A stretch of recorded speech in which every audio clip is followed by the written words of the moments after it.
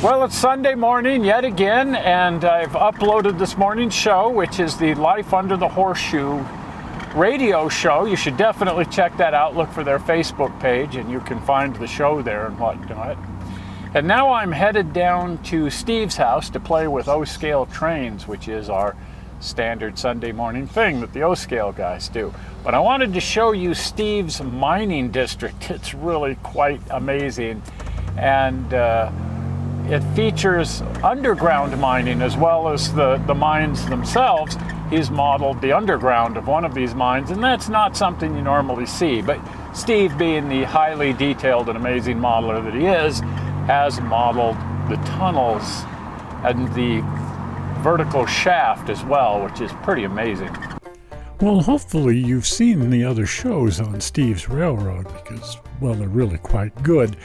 This week we're going over to the mining district on Steve's Railroad. Now here's Steve working on the railroad. It's up on the second floor of his house.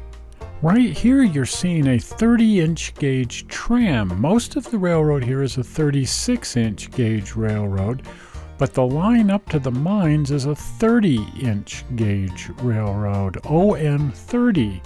On30 has really taken off lately. A lot of people are getting into it. There's a lot of really cool new equipment available by Bachmann in their Spectrum line in On30. This little shay right here is a Bachmann Spectrum. While in the real world, 30-inch gauge trams were not all that common, you would find them around sometimes, especially in a service like this, connecting to a mine. The mines are high up on this mountain ridge, and so these little trains have to climb right up there. They even do a switchback up near the top to gain even more elevation to get up to the two uppermost mines. The principal mine here is called the Schuylkill Mine, and that's where this little train is headed right now, over to the Schuylkill Mine, which is actually the lowest of the three mines down on the mountain.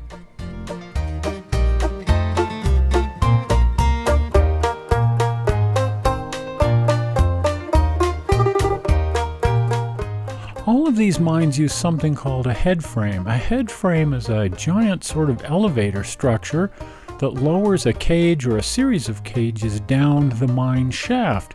Most mine shafts extend down well over 1,000 feet in the real world.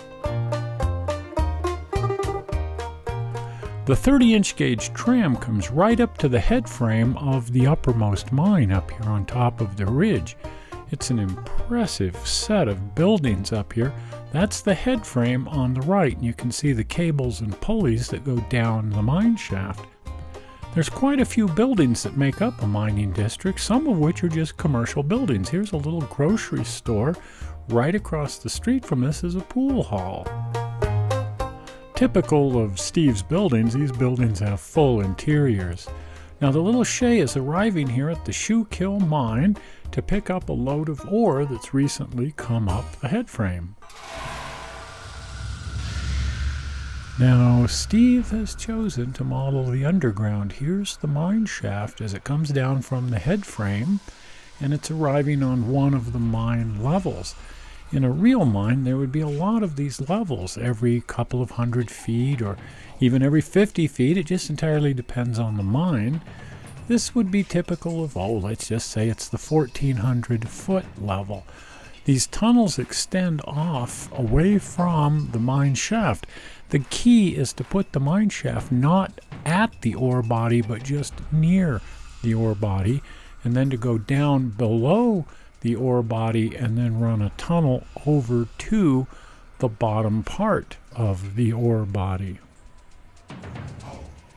Now here we are at the mine shaft. This is where the cars would stop on this level, and then you can see that the shaft goes right on down below this to another level. And then there's tunnels leading off in all different directions. It's not uncommon for there to be hundreds of miles of these tunnels in a typical mine. The rails down here are typically 18-inch gauge. Now these two guys are doing something called working the face with a double jack. One guy swings the hammer, the other guy holds the drill and gives it a quarter twist every time the hammer strikes the drill, and that drills a hole that they can put dynamite into, and this extends the tunnel. It's not uncommon to see a lot of infrastructure in the mine. Here we see an entire tipple inside the mine. You will also find complete power plants and even complete head frames well underground where a shaft extends down to lower levels. There's also a lot of electrical infrastructure in more modern mines. Earlier on, it was all done by candlelight. This area is called a stope. Now, the stope is a giant cavern. Once you get the tunnel over to the ore body, then you start digging upward, bringing the ore that you're looking for down to the lower level. So these things carve upward and upward and upward. Some of them actually break through at the surface.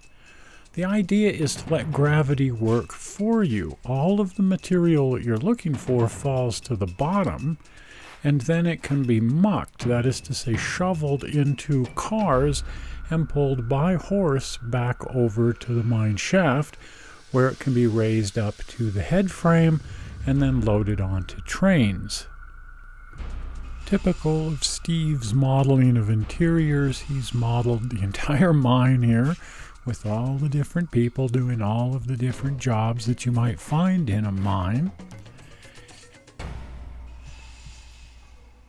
Back up on the surface, the sun is now setting and the miners are going home for the day. Like all of Steve's railroad, it's all really, really, really cool, and we enjoy playing with it every Sunday as part of our screwing around. Well, there you go. Another look at Steve's Railroad, another part of Steve's Railroad, the mining district. Completely over the top as everything on Steve's Railroad is. I think part of what makes that really cool is the 30-inch gauge tram with the Bachmann Spectrum locomotives and cars that go up there. 30-inch gauge O-scale has really taken off in no small part because of the equipment available by Bachmann in their Spectrum line. If you haven't been over to the channel, do pop over to the channel, and while you're there, subscribe if you're not already a subscriber. From there, you can also find links to Guy's Hobby Shop, and from Guy's Hobby Shop, you can go to the studio, and you can go to the toymantelevision.com page, and so on and so forth. I'm not quite sure how you found this movie on the internet. I sure as heck hope you didn't find it boring. And I'll see you here again in 1 week with another fine example of screwing around Toyman style. I'll see you then. Bye.